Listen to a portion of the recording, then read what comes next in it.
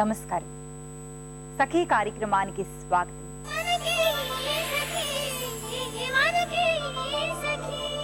మొన్న మధ్యన కాస్త తీరిక దొరికితే మా చెల్లయ్య ఇంటికి వెళ్ళానండి. వంటింట్లో పనేదో ఉంది, కాసేపు పాపని ఆడించరాదు అంటూ 2 ఏళ్ల తన పాపని నా దగ్గర వదిలిపెట్టి వెళ్ళింది. వచ్చి రాని ముద్దు ముద్దు మాటలతో పాప కథ చెప్పడం మొదలుపెట్టింది. ఇంతలో పక్కింటి పిల్లలిద్దరూ మా చెల్లి కూతురుతో ఆడుకునేందుకు వచ్చారు. అందరూ కలిసి చక్కగా సర్దిన బొమ్మలన్నింటినీ బయటకు లాగి నేలపై పరిచేశారు.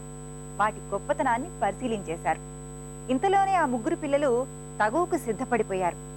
ఈ కార్యక్రమం చూసేయండి, తర్వాత ఏం జరిగిందో చెప్తాను.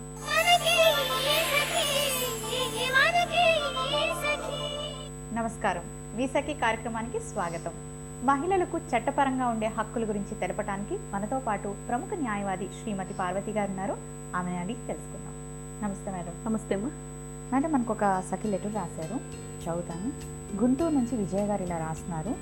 నేను నా భర్త కొన్ని కారణాల వల్ల, చిన్న చిన్న గొడవల వల్ల విడిపోయాము. ఇప్పుడు నేను నా భర్తను మళ్ళీ చేరుకొని కలిసి కాపురం చేయాలనుకుంటున్నాను. చట్టపరంగా నేను ఎటువంటి స్టెప్ తీసుకోవాలి అని రాస్తున్నాను. అంటే ఏదో చిన్న చిన్న అపార్థాల వల్ల, చిన్న చిన్న అపోహల వల్ల చాలామంది ఒకరిని పెట్టి ఒకరు జీవిస్తూ ఉంటారు. మరి వీళ్ళను కలపాలంటే ఆల్మోస్ట్ వాళ్ళకి అన్నీ ఎగ్జాస్ట్ అయిపోయి ఉంటాయి.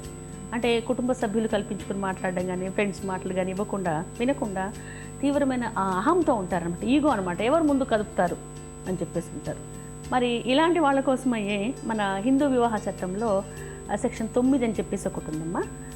దీన్ని ఏమంటారంటే రెస్టిట్యూషన్ ఆఫ్ కాంజుగల్ రైట్స్ అంటారు, లేకపోతే దాంపత్య జీవన హక్కులు అంటారు అనమాట. అంటే ఈ దాంపత్య జీవన హక్కులను పునరుద్ధరించమని కోర్టు వారిని అడుగుతారు.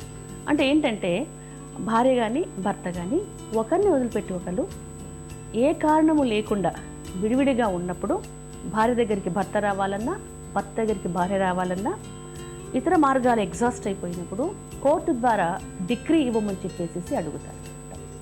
మరి కొంతమంది జంటలు ఈ రెస్టిట్యూషన్ ఆఫ్ కాంజుగల్ రైట్స్ వేసుకున్నప్పటికీ కూడా అక్కడికి వచ్చి, కోర్టుకు వచ్చి, వారు ఏ కారణం వల్ల విడిగా ఉండవలసి వచ్చిందో కోర్టు వారికి విన్నవించుకుంటారు అనమాట.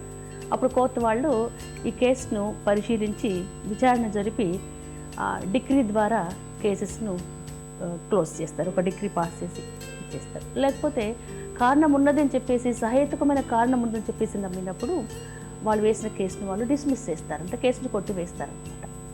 ఇక్కడ విషయం ఏంటంటే మరి ఆ సహేతుకమైన కారణాలు ఏమిటి, ఏ కారణం వల్ల భర్త నుండి భార్య కానీ